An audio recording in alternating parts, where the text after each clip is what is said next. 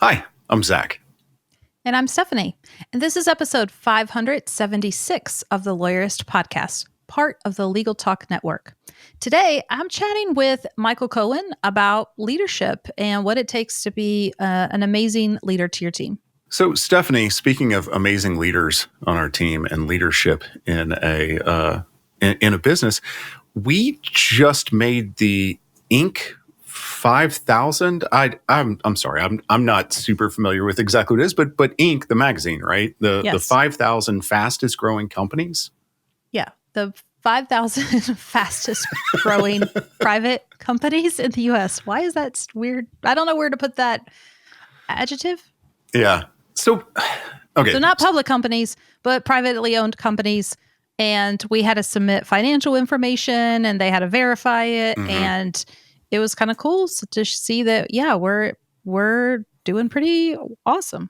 Yeah. So, and that's Affinity Consulting Group and Lawyerist all put together. So all we've got that's really cool. It is. And for our team, when we were kind of talking about this, when we did this merger, I mean, if you think back, it wasn't that long ago that Lawyerist, a lot of people didn't realize this, but we were just like 9 scrappy folks kind of projecting this really cool image out there. I used to get on with people and they'd be like, what? How do you have less than 10 people on your team? And I'm like, yeah, we do a lot of cool stuff. And then, we saw this opportunity to join with Affinity, who were people we had known for years. I mean, Barron, and who's been on the show, and Debbie, mm-hmm. and like these are, I mean, when I had my law firm, I was an Affinity client. They did the tech for my firm. So, we had some really long relationships with these folks.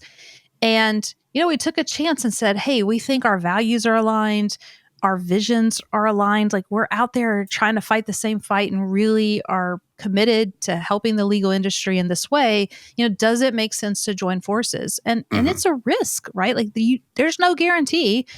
And I was in those rooms making these decisions, and it can feel scary and big and overwhelming. And so in a small way, this recognition kind of feels like, hey, this thing we're doing makes sense and mm-hmm. it's working and our clients are responding and our clients trust us, because part of this is about the client experience too. Like, we wouldn't be a fast growing company if our clients didn't actually trust us and hire us to help them. Right. So I think it's a story about us and our leadership and our vision, but it's really also the story of how we help. And I hope when people see us on that list, that's what they also see. Yeah. I honestly, I was going to ask you like what this means to you, and then, but you already just answered that. Like, that's awesome. What do you see kind of growth going forward though? I mean, I think it's only going to continue, if I'm being mm-hmm. honest. I mean, people know we haven't really talked about this. We talk about AI all the time. Yeah. But we now have programs where people can come to us at Lawyerist or Affinity. So no matter what size your firm is, we're now helping law firms figure out AI. So people are coming to us saying like, hey, this thing, I know I should be doing something. I don't know what. How does this look? What kind of tool should I use? Like, all the questions that you have, we now have a way that we help firms figure, we guide you through that whole process and help you really get a strategy that you can execute on and help you really see ROI on these tools. I'm really excited about that. And is the term like bullish? Yeah. Like, I feel like this is so needed, and I'm just really excited that we have this new way of helping people. And I think it's only going to fuel our growth that much more. And by doing so, fuel these law firms' growth, right? Like, these are tools that are going to make a difference in their business, which is why we believe in them so much. So I'm all around generally excited. Well, so I think I haven't thought about this enough, I guess. People listening to this podcast would theoretically know who Lawyerist is. How does Lawyerist fit into the larger aspect of the company with Affinity Consulting? Yeah, I mean, we ultimately were serving lawyers, both of us. And Affinity got their start with solo small firms, but had kind of moved up market, if this is probably the best way to say it. So I would say the affinity focus is on mid-sized markets and even our mid-market, large and large law firms. Like they also work with some of the AmLaw 100 folks, for example, on our enterprise team. So that's the major difference is, Lawyerist is still committed to our small firms like we always have been. And the other difference is where Affinity traditionally has had the resources because they were larger to actually come in and implement people's technology for them in their firms. Kind of more that if Lawyerist was done with you, Affinity can do more for you. And sometimes our clients were requesting that. Like we would get calls like, hey, can't you just come do this for me? Can you just figure Clio out? Like, can you make Clio work just the right way? Just make it work. And honestly, with a team of 9, the answer was kind of like, no, we actually can't. We don't have enough people to do that. But now we have this whole, like a bigger team with resources. And so that's the other difference is now we're able to leverage and do more done for you services where we can help you build your AI tech stack. We can help you optimize Clio. We're doing more of that work. So this is an interesting question to me. How have you liked, we're talking about leaders today on this podcast. How have you liked adjusting from leading a small team to being one of the leadership, part of a larger leadership crew on a large team? What I would consider a large team. Yeah, I guess I would just say, obviously it's challenging. It's new challenges. Every leadership role has challenges, and it was just like a host of different issues and new issues and meeting new people. And, I come in with a strong personality, and I probably had to learn how to lay back a little bit, let people kind of get to know me because I can be a little force. And I think, when the early days of the merger, a little force. Yeah, I think I kind of freaked some people out because they're like, who is this person coming in here with all these... a whirlwind of activity. Yes, that is true. I am. So, which I love.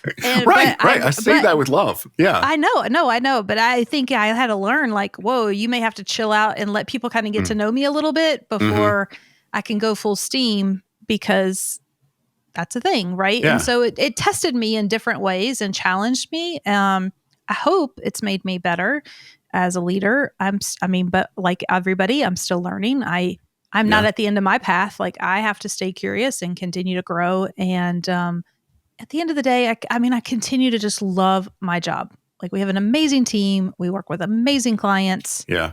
I know I sound corny because I say it all the time. Like I hit the professional lottery, but it's because I truly believe it. Like I couldn't imagine doing anything else. Mm-hmm. So. Okay. Well, on that note, love that. On that note, let's listen to your conversation with Mike.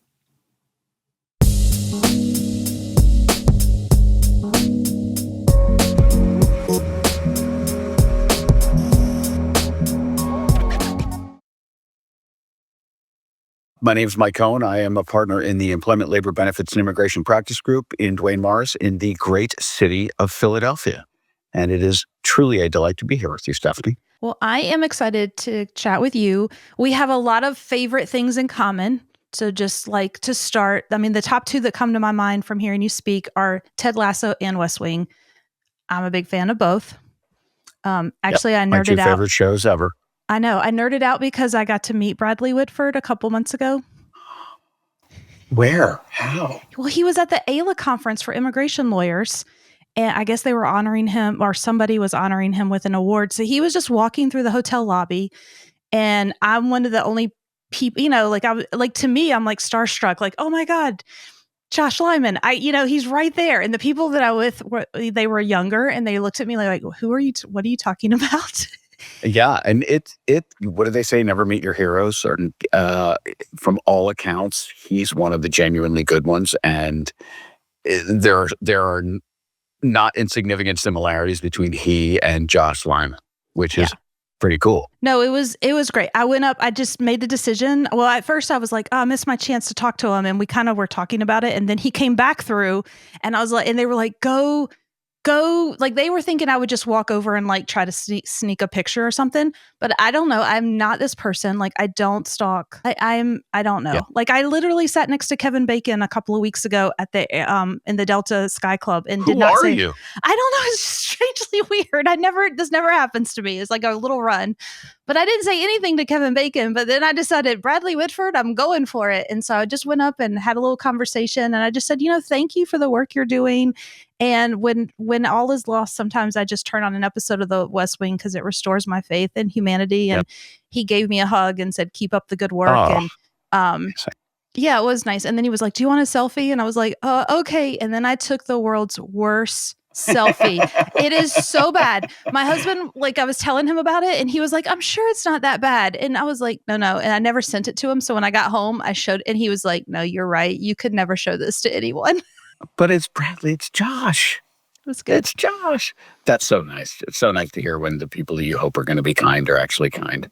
Yeah. But how do you not get up and start doing the Footloose dance in front of Kevin Bacon? Like, I just don't understand.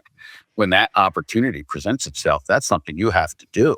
It was clear, so first of all, as you know, it's because you're a dad. My 14-year-old was with us. And she was just like looking at me and her dad, like, do not embarrass me. Like, can y'all just play it cool and we can just sit next to the celebrity and just be cool? But that's I know we missed our exactly chance. why you have to do it. I normally do. You would have been, you would have ended up, because she would have watched you and been embarrassed for a minute, and then you'd have ended up on TikTok. You could have blown up. You could have been TikTok famous. You could have had all these opportunities. Well, next time. I know. Maybe it'll happen again. You never know. Yes. So people are like, okay, we're just going to hear you and Mike banter. Yes. But one of the reasons I wanted to have you on the show is, you've really dug into mentorship and leadership, and you are a coach, which is great for the Coach Lasso reference as well. So you have this interesting journey as an employment lawyer turned really more, not the legal side of employment, but all the other kind of squishy HR side of employment has really become your passion in life. And I love that. And I'm just kind of curious about what that journey's looked like for you. Yeah. So I can give you the short version of how I ended up where I am. I started out, I went to law school. I did well in law school. I'm a huge dork. When you do well in law school, you have opportunities to work in some of these larger firms, which I did. And as a mid-level labor and employment associate, I was doing overwhelmingly employment litigation defense, representing companies when they got sued for things like harassment and discrimination and wage and hour violations and all the fun stuff. And I hated my professional existence. I absolutely loathed what I was doing day to day. And I wasn't great at separating work from home, which meant I was probably not a true pleasure to be around. And I remember having a conversation with my wife, Jamie, and just said, like, I can't do this for the next 40 years. So my plan was to go to my boss and essentially tell him that and ask him if he could help me find a role inside of one of his clients and then sort of matriculate out of the practice of law, because it just didn't seem like it was for me. I had a unicorn of a boss who I went and had that talk, and I had built up enough credibility with him at that point that he didn't think I was a snowflake, and he knew I understood that work is not always perfect and it's hard. And I said to him, Jim, I can't do this forever. This is not where my interests lie. And he said to me, and I'll never forget the conversation. He's like, slow down for a second, because you seem to be really good at a couple of things. Like, do tell. And he said, you've always been able to connect with people. When we were looking to hire somebody, there were two of you who interviewed. The other person, way more qualified than I was on paper. But because of your interpersonal skills, we brought you both in.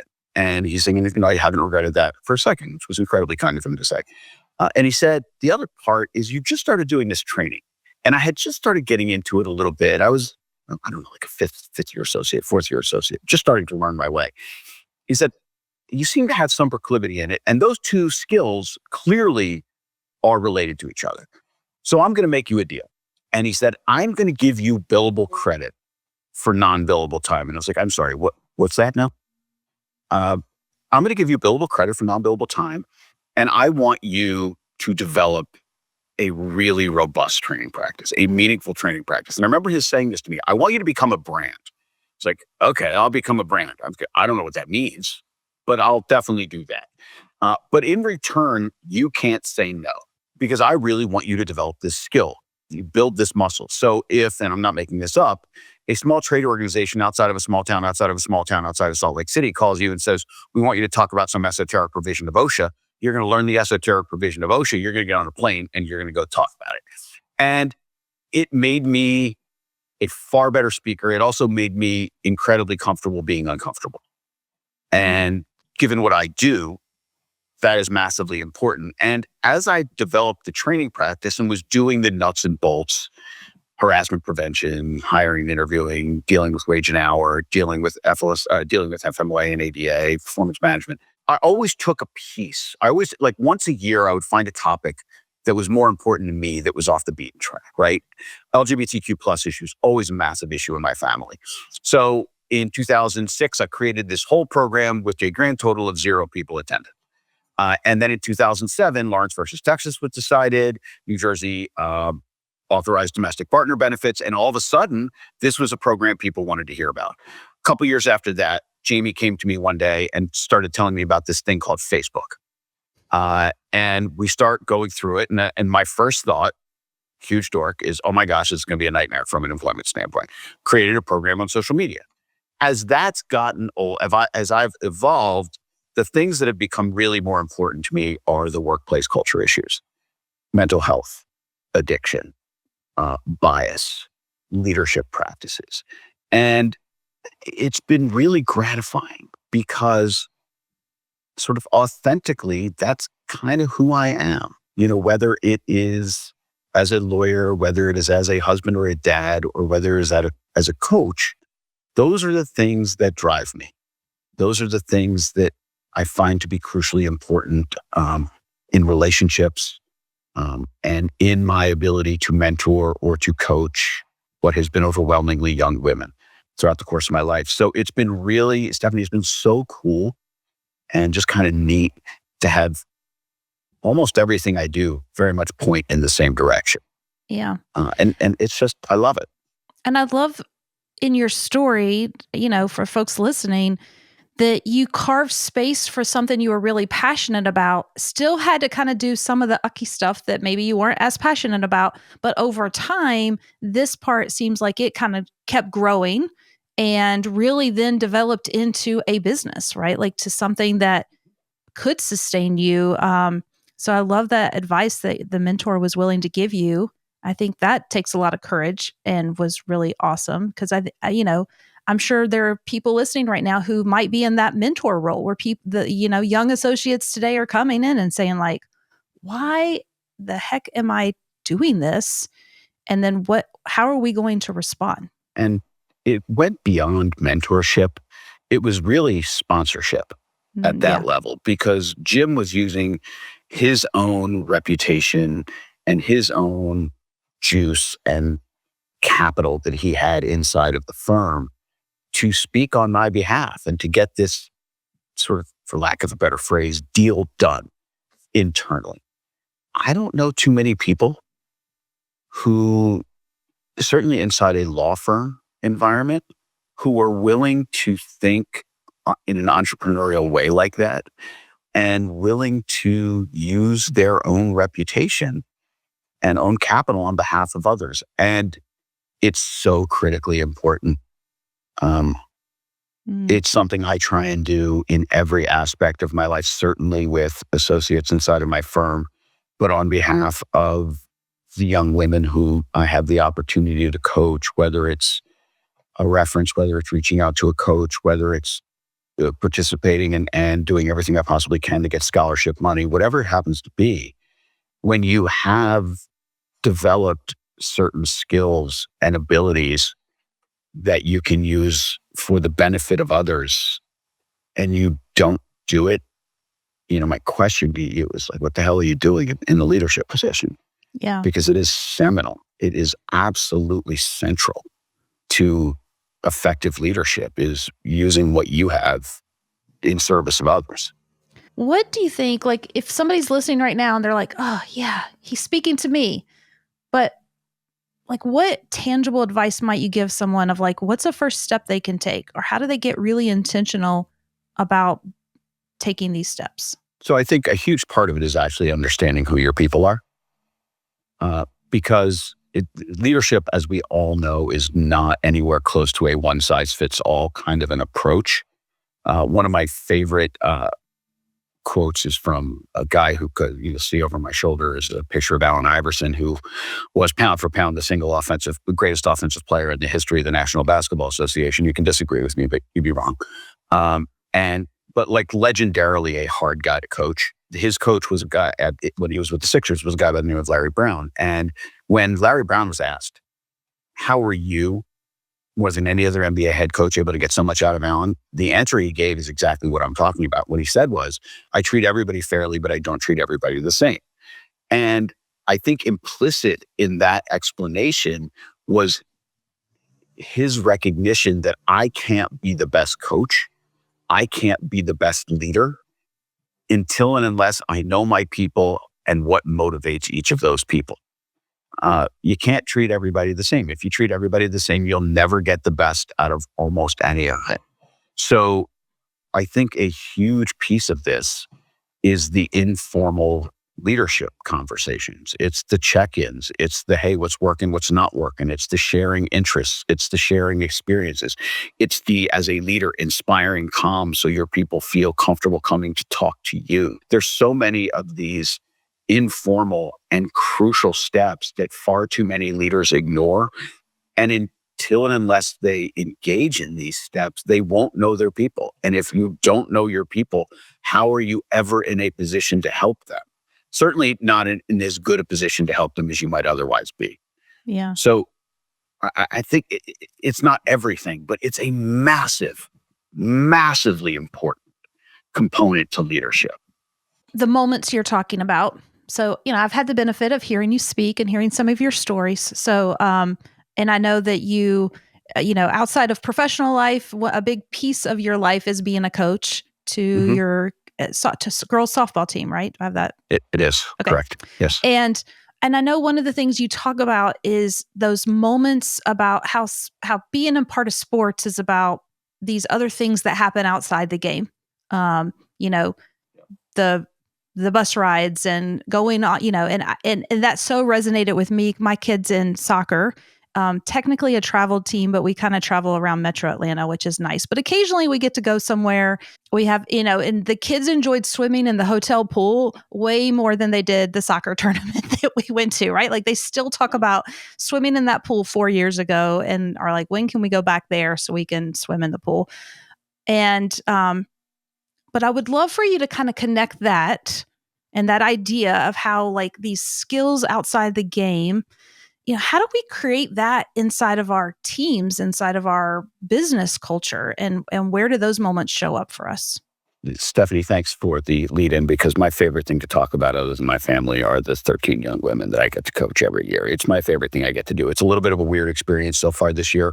My younger daughter, Maddie, who's our second of two, just graduated from high school, and I'll actually be taking her off to college in a couple of days. And I haven't slept in about a week because I am so inconsolably sad about the fact that she's leaving.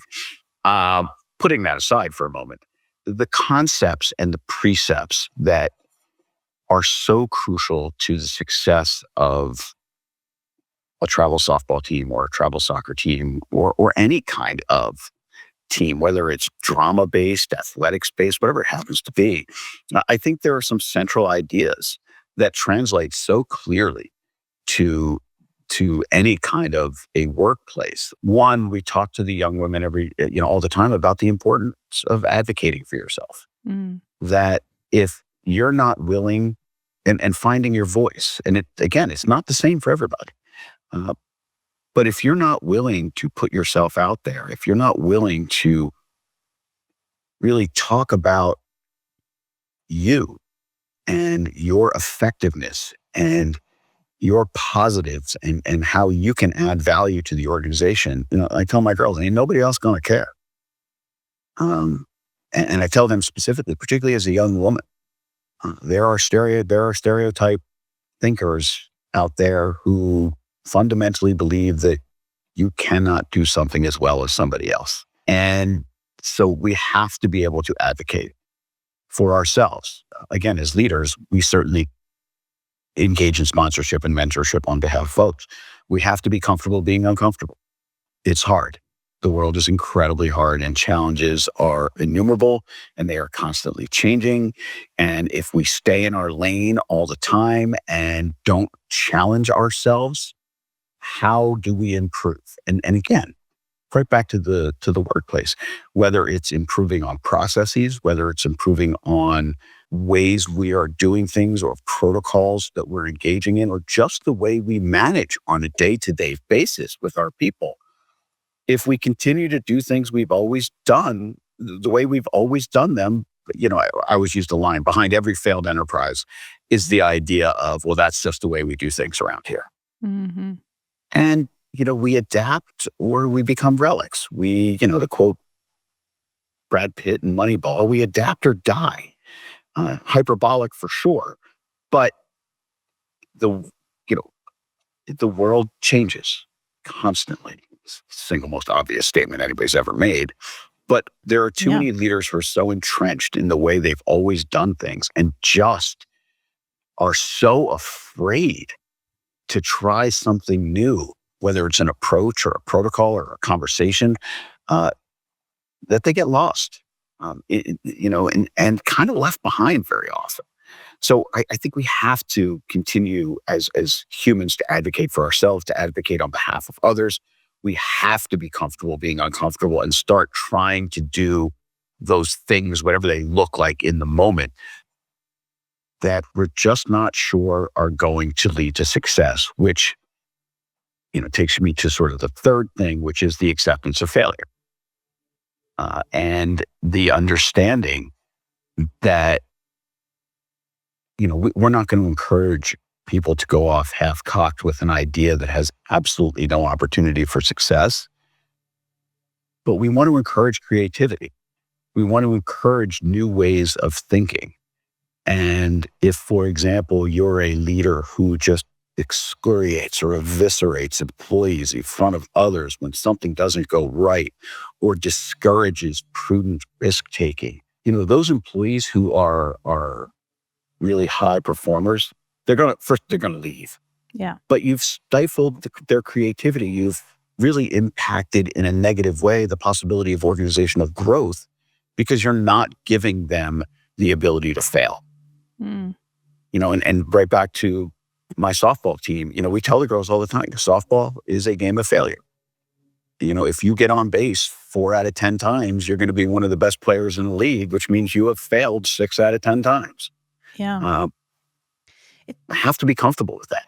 And it seems like as a leader, as I'm listening to you, I'm much more likely to allow someone that space to experiment and to fail if we have a level of trust.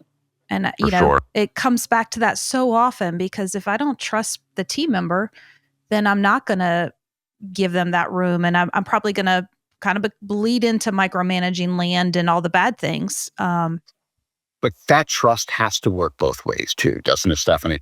There has to be a trust on the part of the employee that the leader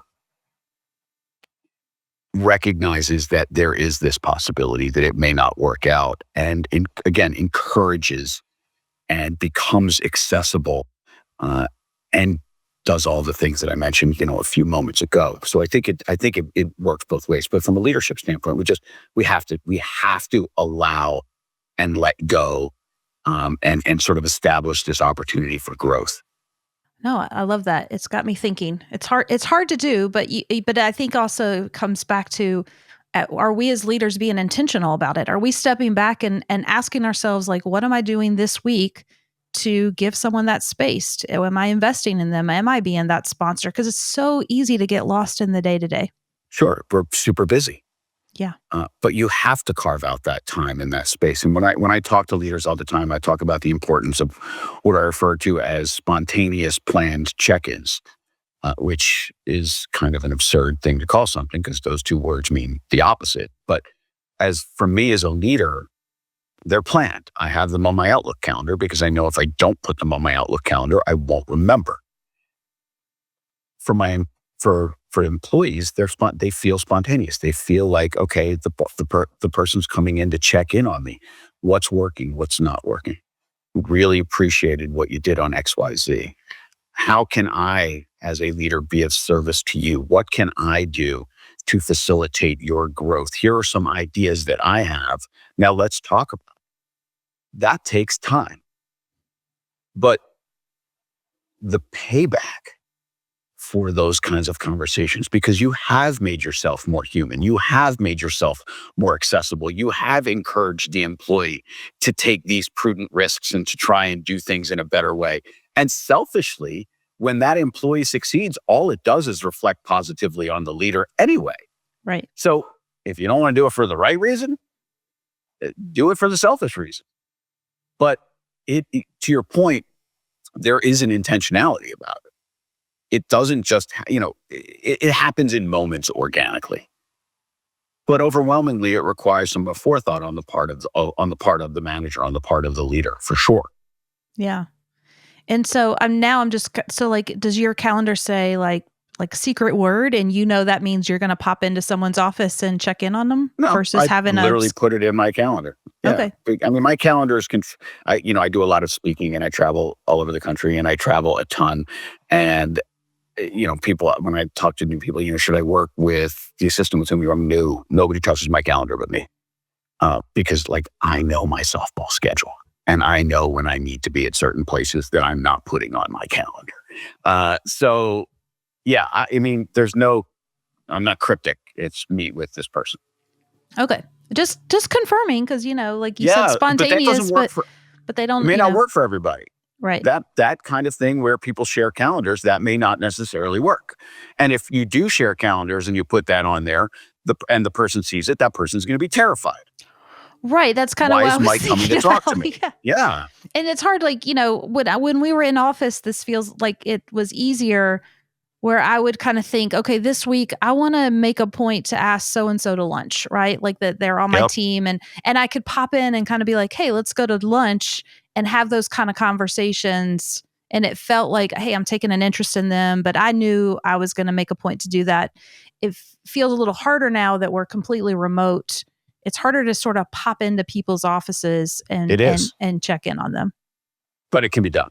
Yeah, for sure. And so, listen, first of all, we're seeing a lot of organizations coming back with more higher levels of aggressiveness, 4 days, 5 days.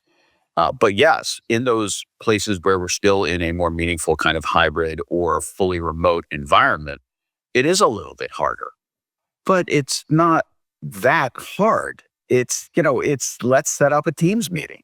Right. Let's set up a Zoom, whatever it happens to be. And if you don't want to be cryptic or you don't want the person to be nervous, hey, let's set up a time that we can just check in and chat for a little while. Yeah. Employees overwhelmingly appreciate that their leader is taking the time. And those are the kinds of things that engender loyalty.